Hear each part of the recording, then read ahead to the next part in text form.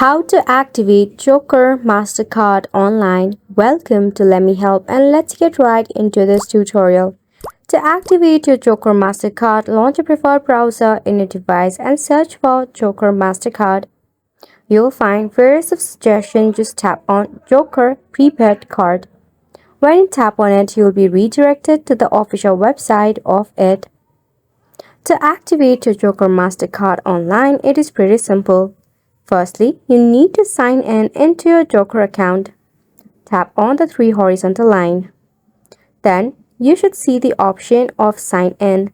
If you have not registered your card yet, tap on Register Card, in which you can enter the prepaid card number, expiration date, and the three-digit code and tap on Submit to register. Once it is registered, it will automatically be activated by Joker itself. You'll be able to use it in instant. Mind it may ask you for some of the verification document, so make sure to keep it prepared.